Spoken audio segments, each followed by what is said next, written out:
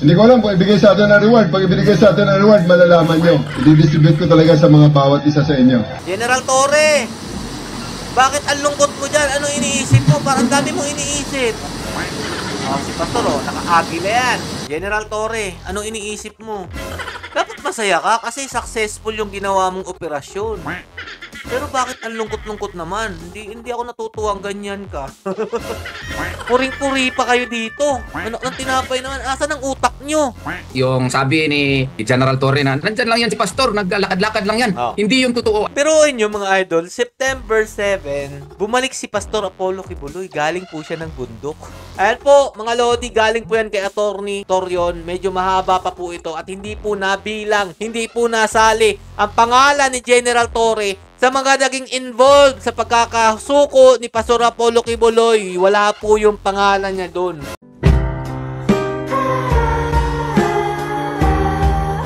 Yo, what's up mga Lodi? It's mga Peps TV. Welcome back po sa ating channel. Ang dami pong bumida sa pagkakahuli po kay Pastor Apollo Kibuloy. Lalo-lalo na po ang PNP, no? Pero hindi naman po talaga nila nahuli si Pastor Apollo Kibuloy. Sumuko po siya. Pero parang ang dating, sila po ang nakahuli kay Pastor. Anak ng tinapay. So, pakinggan nyo po muna ito mga Lodi. Medyo mahaba-haba to. Okay, magandang gabi po. Tatlong bagay lamang po yung sasabihin ko. Unang-una po ay kinukumpirma po natin, nahawak na po natin si Pastor Kibuloy, si Jacqueline Roy, si Ingrid Canada, si Crescente Canada, at si Silva Semanes po. Oh, paano nyo nahawakan? Ano nangyari? Nakuha po natin yung custody po nila around 5:30 this afternoon at mga bandang 6:30 po ay nilipad po natin sila mula po sa Davao at papunta po dito sa Villamor po tayo lumabas.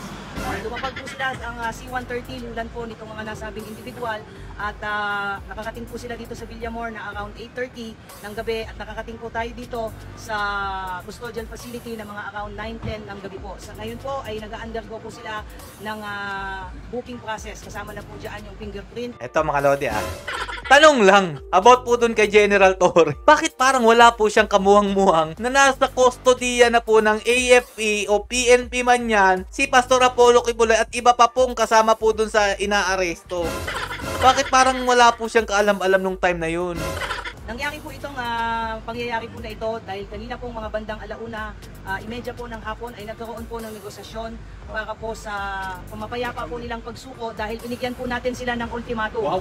Nang within 24 hours po ay kailangan po nilang sumuko at nagkaroon po ng negotiation. Wow, ultimatum! Anak sa tinapay. O, eto na. Para pinapalabas po kasi nila na dahil sa ultimatum na binigay. Kaya po lumabas si Pastor Apollo Kibuloy. So, ito po ay joint efforts po ng PNP and AFP. Ayan, inaamin po la. Joint force ng AFP at PNP. Hindi lang po PNP. Anak na tinapay naman. Congrats kay General Torre Hindi niya nga nahanap yung heartbeat ng palaka. Papasok-pasok lang pala dyan si Pastor Apollo Kibuloy Labas-pasok po siya. Dahil magkakaalam ko mga Lodi, nasa Tamayong po si Pastor Apollo Kibuloy Tapos pumasok lang uli dyan. Diba, sampal sa mukha yun, mga Lodi? Yung grabe mong pagbabantay dyan sa KOJC. Naguhukay-hukay ka pa, tapos yun pala, labas-pasok lang si Pastor dyan. Yun ang pagkakaalam ko, mga idol, kasi base sa sinabi ni Attorney Torion, yun nga po, bumalik lang daw po si Pastor dyan. Para daw po bisitahin ng kanyang mga tagasunod. Mamaya, papakita ko sa inyo yung video. Yun talaga katotohanan doon. Kaya ayaw lang nilang ipaalam dahil nga po sampal po sa kanilang mukha yun. Grabe mga pinagagawa nila. So ito, umaasa po kasi si General Torre na yung 10M reward, malay nyo daw maibigay sa kanya. Ito po, pakinggan nyo mabuti mga Lodi. Kayo na po bahala umusga kung dapat maibigay sa kanya o hindi. Sergeant Commander dumating, tingnan mo na lang kung paano maipabaon natin sa kanila para may makain naman ng konti sa daan ng ating mga tao. Especially kung matagal ang biyahe. Hindi ko alam kung ibigay sa atin ng reward. Pag ibigay sa atin ng reward, malalaman nyo. I-distribute ko talaga sa mga bawat isa sa inyo. Pag ibinigay, palagay ko naman, ibibigay sa atin. Private na tao yun So, pag ibinigay sa atin, tayo ay distribute. Assignment na lang yun, General Torre, kasi hindi yun ibibigay sa'yo. Dahil hindi nyo naman nahuli si Pastor. Sumuko siya ng kusa. Ano ang tinapay? Alam yun dating mga idol para sa akin lang to, opinion ko lang to. Para kasi nilang ginawang legal yung pang-hostage, alam nyo yun? Ang dating sa akin na ganun parang hinostage po nila yung KOJC, yung mga membro nito, dahil nga po pinalibutan nyo dyan, ayaw nyo palabasin, ayaw nyo papasukin yung iba. Alam yun, tas kapag hindi ka sumuko, pastor, eto, ultimatum ko sa inyo, huhukayin na naman namin to, sisirain namin, may masasaktan na naman. Parang ganun mga lodi, no? Ang pangit ng taktika ng ating PNP. Nakakawalang moral para sa akin, opinion ko lang yun. Kasi kung hindi pa sila nanakit ng mga tao, kung hindi pa sila nanira ng kagamitan, lalabas kaya to si pastor. Diba? Naging legal ang pag-hostage sa tingin ko lang. Parang ganun yung ginawa po nila. Kasi hindi nila tinantanan hanggang din lumitaw. Tapos maghahangad ka ng 10M reward. So eto mga lodi, puntahan natin to yung pakulo ni General Torre. Tingnan nyo po, galing po ito sa Brigada PH, pagbibigay ng ultimatum ng PNP kay KOJC founder Pastor Quiboloy. Ayan yung sinabi kanina. Kaya po yata nila nahuli daw. Pero sumuko po. Panoorin, ikinento ni General Nicolas Torre III ang binigay na ultimatum ng Philippine National Police kay KOJC founder Pastor Apollo Quiboloy, kaya napilitan umano itong sumuko. Kaya pala sumuko si Pastor? Ito, panoorin nyo, pakinggan nyo kung totoo ba sinasabi ni General Torre dito. Saturday morning, after ng Senate hearing, major build up. Alam na nila na support na sila dun sa College of Ministry. So, pinaligiran namin at siniguro namin wala makalabas. Dapat ang assault is 1 o'clock nung Saturday. But dinifer namin in deference to the bar. May klase kasi may bar ops kasi ang JMC. Sige. Tukol na daw po nila mga lodi after po nung Senate hearing mga lodi, no? Naalala niyo yun. Kaya pinalibutan daw po nila. Pagbigyan kita, sabi ko sa abogado. Next morning, sabi ko, nakita na nila, tatanong bakit ang daming polis. Ito na. Meron kaming naka-recording. Narinig nila yun. Mga taga-KOJC, hahanapin namin si Pastor Quiboloy our way. Because for 2 weeks, it's always your way. Wow. So, sabi sa amin dito sa Senate hearing, lahat ng papasok ay hindi dapat na walang armas. So, armado, SWAT, SAF ang ilalagay namin. So, I placed all the 500 SAF on that building and 500 RMFB SWAT in the GMC. Simultaneous. So, nakita nila yung build up na yun 10:00, nakarinig na kami ng feelers. So, tumawag ng National Headquarters dahil high level ang nagiging feelers, ang negotiations. So, sige sir, i-hold ko hanggang alauna. Ang alauna ko na assault is hold natin hanggang 3:00. So, yun.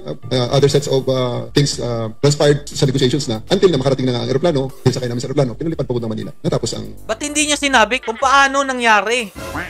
Ba't tumiretso na tayo doon sa aeroplano? Kasi nga mga idol, pagkakaalam ko talaga, wala siyang kaalam-alam. Kasi nga, diba nung binalita po yan sa brigada, sinabihan pa nga po na hanap sila ng hanap doon. Tapos nandun lang po pala na si Pastor Apollo Quiboloy sa Quezon City na. Nandun na po siya noon mga idol, bago po nalaman nitong mga grupo po ni General Torre. Tsaka nga po nag-uwian na po yung mga kapulisan. Nandun na po si Pastor Apollo Quiboloy, dinala na po doon. Yun yung base sa binalita sa brigada mga idol yung naalala nyo yung ginawa ko kahapon. Tapos ngayon mga lodi, feeling ni General Torre na parang yung ultimatum na binigay niya, yun talagang naging dahilan bakit sumuko si Pastor Apollo Quiboloy mga idol. Pero nga, parang ganun kasi, legal na pag-hostage sa isang lugar, legal na pag-hostage sa mga grupo, legal na paninira ng gamit, legal na pangungumpis ka. Siyempre, sinong hindi gaganahan sumuko niyan? Sisirain mo ba naman yung building na pinaghirapan nila? Yung inaalagaan nila? Tinapay. So, ito pa mga idol. Panoorin nyo ang itsura po ni General Torre Mapapansin natin na malungkot po si General Torre kung siya po talaga ay successful po dyan sa kanyang paghuli o pagsuko ni Pastor Apollo Quiboloy. Ito po, pinakita na po sa GMA News. Ang galit sa fake news. Pero sila ang unang gumagawa nun. Napakita rin ako sa inyo sa susunod na video na sobrang fake news talaga nito.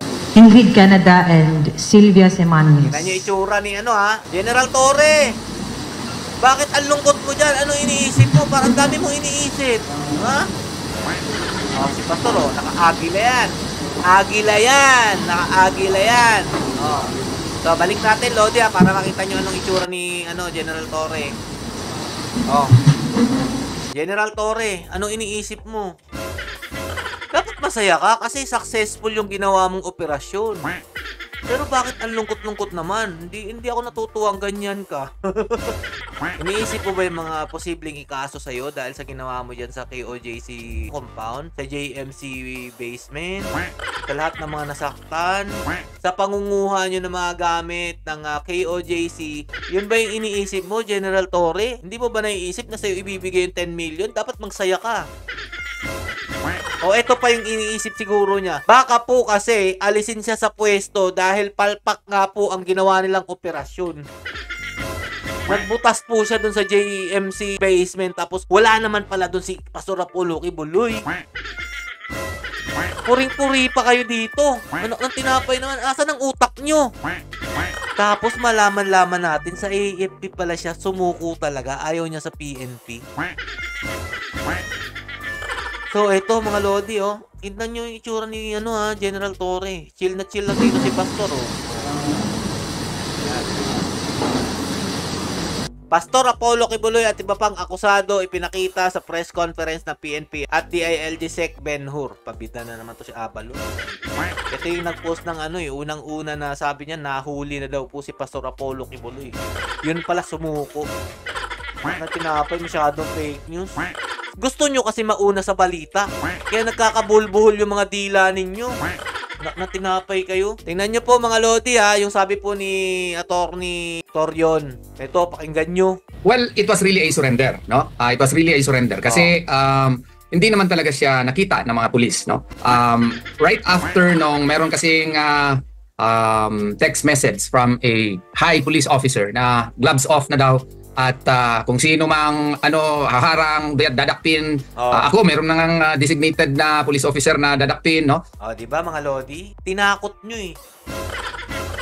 Parang ganun yung nangyari. Worried na worried si Pastor noon because he did not want the situation really to escalate. And he wanted to check on his people and whether ito version lang talaga ito sa katotohanan na he had to check on his people. So galing sa bundok, no? Galing sa bundok, no? Whether you believe it or not. Galing po siya ng bundok, mga idol. Klarong-klaro naman sa itsura ni Pastor Apollo Kibuloy. Nangitim po siya. Kasi kung galing po siya sa underground, nagtago siya sa ilalim ng lupa dahil may heartbeat, dapat ang putla-putla niya. Pero nangitim, mga idol. O, ito pa. Pumasok siya ulit dun sa compound to check on his followers and he informed them na he has to surrender, this has to end, and ang kapakanan daw ng kanyang mga miyembro ang pinaka-importante, and he even checked on his people. Kaya yung sabi ni General Torre na nandyan lang yan si Pastor, naglalakad-lakad lang yan. Hindi yung totoo until mga September 7 onwards. Kasi nalaman ko nga yung na nandyan na sa loob si Pastor September 8 kahapon lang morning. And that's the truth about it. No? He decided to surrender to end the not to worsen the situation further. May namatay na, marami nang nasugatan, yung kanyang cathedral na desecrate na, yung GMC na turn into a mining operation na. Pero inyo mga idol, September 7, bumalik si Pastor Apollo Kibuloy, galing po siya ng bundok. Anong klaseng seguridad ang ginawa nila dyan sa JMC or sa KOJC compound, no? Tapos, September 8 lang daw po niya nalaman na nandyan na daw po si Pastor. Diba? Sobrang nakakahiya po yan sa PNP kung sakali mang nalusutan sila ni Pastor.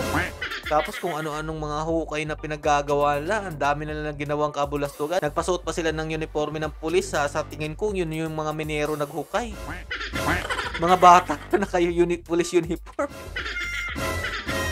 Ang daming kalukuhan mga idol, no? Pinagsisira pa yung mga gamit. Pinagkukumpis ka pa. So ito ba? No? Marami ng mga sasakyan ng affiliate companies at maski walang kinalaman na confiscate na. So sabi niya, this has to end, and he had to explain to his leaders. No? Yan po yung dahilan mga Lodi. Sabi po ni Attorney Torion, yan po yung talagang nangyari. Saan ako maniniwala? Kay General Torre, hindi pa nga po ako nakakita na nagsabi po ng totoo yan. Ito mga sample lang mga idol. Yung una sabi niya hindi daw po sila nagbubutas dyan sa JMC basement. Tapos nalaman natin na napakarami po palang butas at napakalalim nito. Tapos mga Lodi, sinabi niya na nandyan lang daw po si Pastor Apollo Kibuloy. Tapos ilang araw po silang nagkubli dyan sa loob po ng KOJC compound pero wala po sila nahuli. Tapos hindi pa niya sinusunod kung ano po yung mga naging kasulatan ng NBI, ng court. Wala po siyang pakialam doon. Kasi nga po, sa tingin ko, napakalakas po ng backer nito. Kaya wala po siyang pakialam. Di nga siya natatakot daw na kasuhan siya. Pero ngayon, ba't ang lungkot-lungkot nyo, General Torre? Ayan po, mga Lodi, galing po yan kay Attorney Torion. Medyo mahaba pa po ito at hindi po nabilang, hindi po nasali ang pangalan ni General Torre sa mga naging involved sa pagkakasuko ni Pastor Apollo Quiboloy. Wala po yung pangalan niya doon. Kaya wag po tayo magbida-bida sa interview. Pasensya na, pero yan talagang totoo. Abangan po natin kung magpapopromote ba si General Torre. Kung aalisin ba siya sa pwesto. Kung ibibigay ba sa kanya yung 10M na reward. Grabe, oh. Pag-aasam sa 10M reward, yun talaga yung naging punot dulo niyan. Hanggang dito lang po. Abang-abang na lang po tayo sa 10M reward po ni General Torre. Pamamahagi daw po yan. Nagkabulol-bulol pa siya. Stay safe and God bless you all. Peace bomb.